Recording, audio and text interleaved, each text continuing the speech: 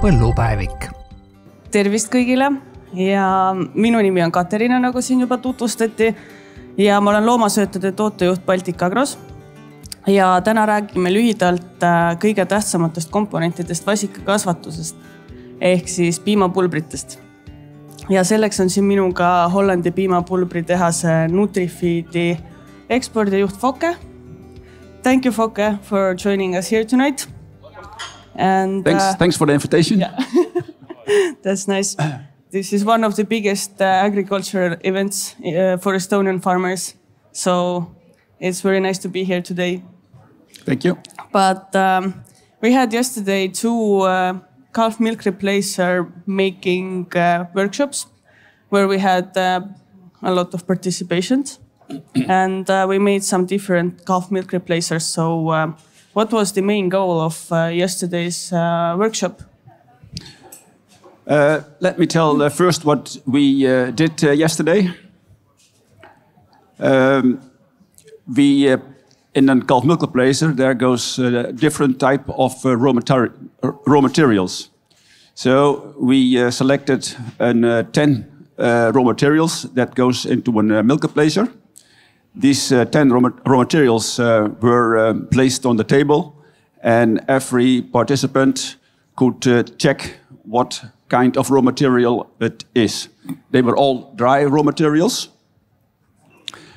After checking the raw materials, they had to formulate a calf milk replacer, whereas every raw materials can go into a certain amount into the calf milk replacer. After doing the calculation, based on the nutrients, protein, fat, energy, there is a consequence, a price of the product. And at the end, if they had formulated the product on paper, the calf milk replacer, they could prepare the milk replacer by adding the water to the mixture they made.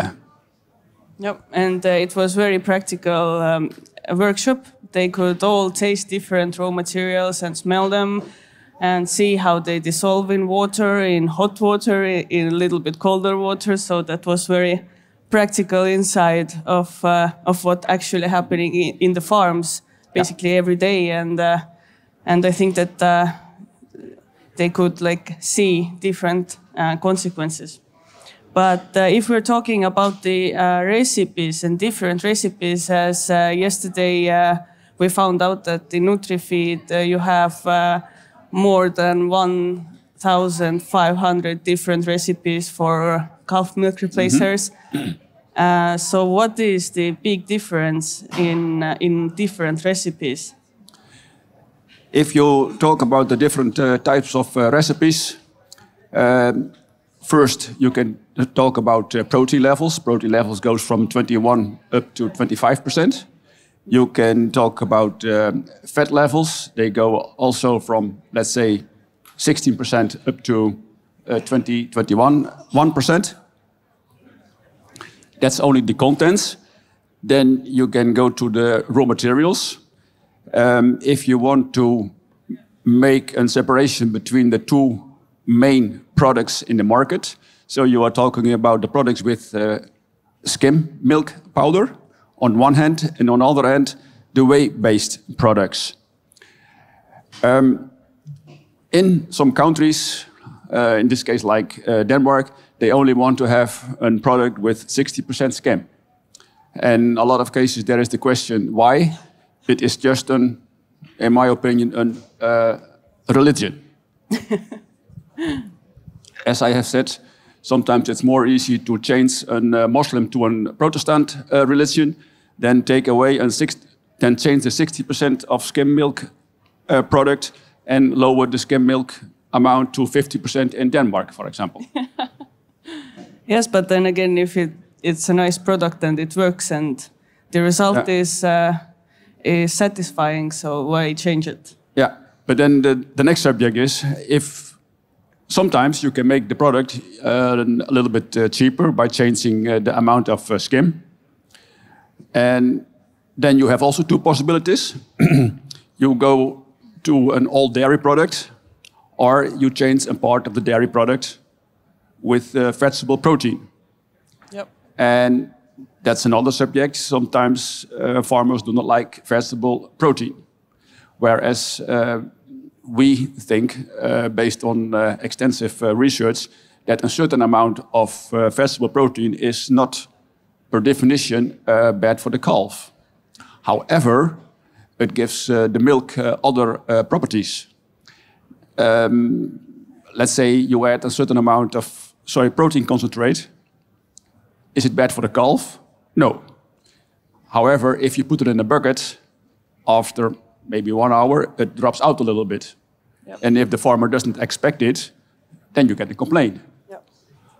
On one hand. On the other hand, if you look to some feeding systems, like an automatic feeder, the milk is prepared and goes directly into the calf. So separation of milk is not an issue.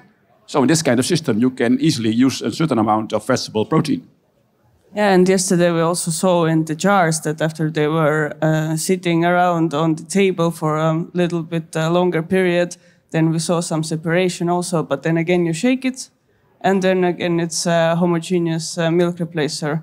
So if the calf drinks it right away, then it doesn't matter if it separates in the bucket or not. It probably won't even have enough time for separating in the bucket. That's correct. But if we are talking price-wise, then is it so that the expensive product is always better and the cheaper one is always worse? We can answer that question in different ways. But let's say if you make a more expensive product by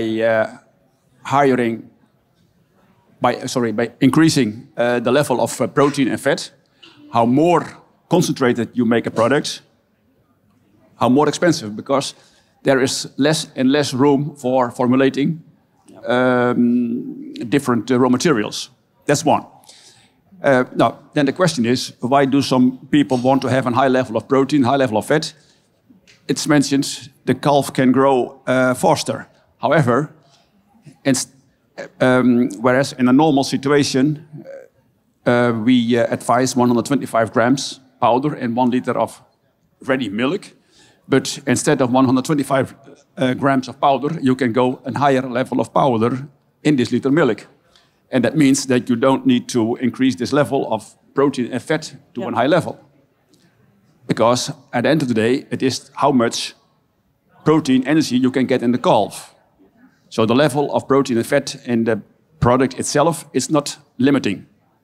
There are other ways to get more protein and fat in the calf. So it depends a lot on the feeding schedules in the farm, and then again, if for example we feed very strongly milk replacer with 60% of skim, for example, and the calves get it a lot in the day, 10 to 12 liters per day. Is it so that maybe they will start eating compound feed also a little bit later? Or? Yeah, there are different aspects.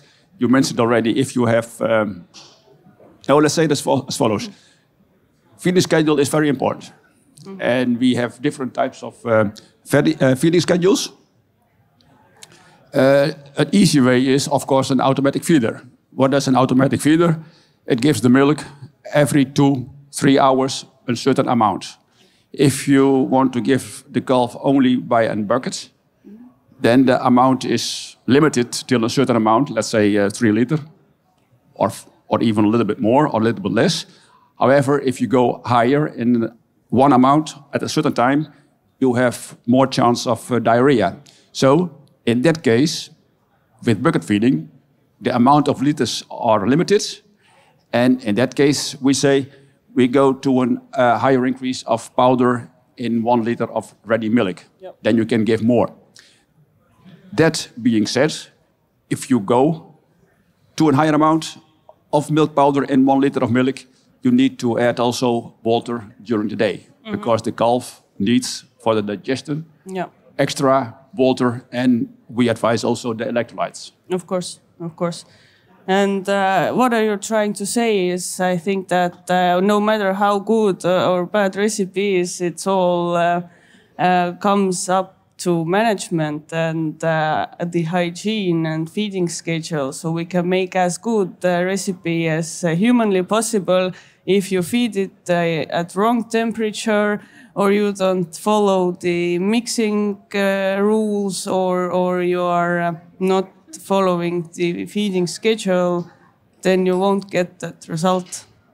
Do you have some more comments on the management? Now, first of all, what you mentioned is correct. Punt.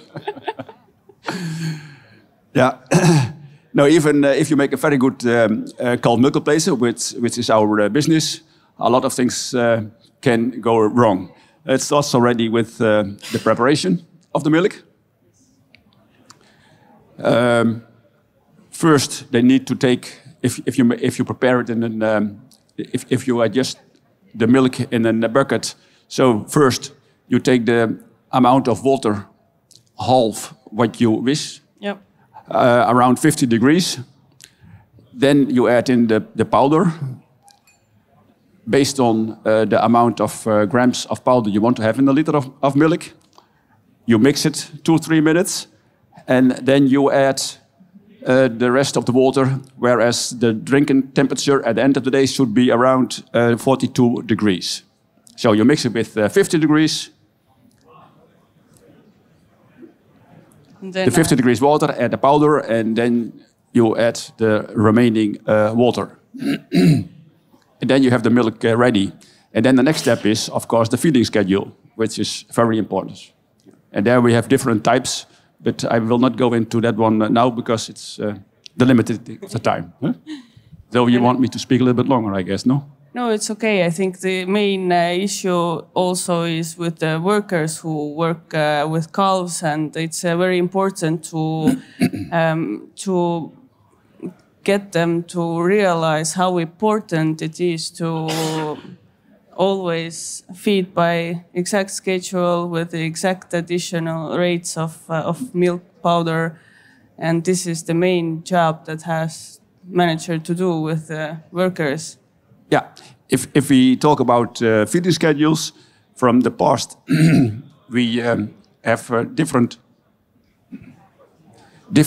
steps, 2 or 3 steps, with increasing amount of milk per feeding. However, in some countries you have bigger farms, like in the USA, in the eastern part of Germany, and there you have a lot of different workers that gives the milk to the calves. And in that kind of countries, we work with we call it an easy schedule, whereas we don't have this 2 or 3 steps in the amount, but we are feeding a certain amount for a longer period with an increased amount of powder in 1 liter of milk. So also for the bigger farms, we can make it more easy. So it's not only about the calf milk replacer itself, or the recipe, or the different raw materials that go inside. It's all about this one big period of calf rearing and growing them into healthy heifers or healthy bulls. So it's we have to see that period for one big step, not to take small things out of it, like a milk replacer separately, compound feed separately, management separately, but one whole. Yeah, that's correct. Let's say it as follows: we have also a calf meat, calf meat integration. Means we are buying a lot of bull calves. And from the past, these bull calves were coming in our stables with 40 kilo. Sometimes the farmers, they have an idea the bull calves are not that important. We are focused on the heifers. However, if you are focusing not only on the heifers, but also on the bull calves, with a certain management on the farm, you can increase the health, not only from the heifers, but also from the bull calves. And that means we start with the milk replacer, but in fact we should go back to the colostrum. Because if the farmers forget the colostrum, then the bull calves at our fattening farms are not strong enough, and we need to use maybe some more additives.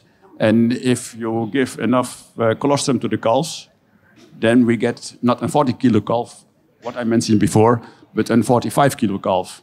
And that calf is much stronger, and then you don't need this much extras. So it starts with the colostrum. Yeah. It all starts from the beginning. It all starts from the beginning. Yeah, that's correct. That's nice. Okay, I think we can wrap it up. And thank you, Fokke, for joining us here and for great feedback and pointing out all the important points. So we know that it's most important to see and invest in the calves and in a nice milk replacer. Thanks. Yeah, thanks. Aitäh meie poolt kõigile, kes vaatasid ja kes kuulasid. Ja kui kellelgi on piimapulbrite või vasikakasvatusega seotud küsimusi, siis pöörduge Baltic Agro Rooma kasvatustiimi poole, kas siin messis või igapäevaelus samat moodi. Aitäh!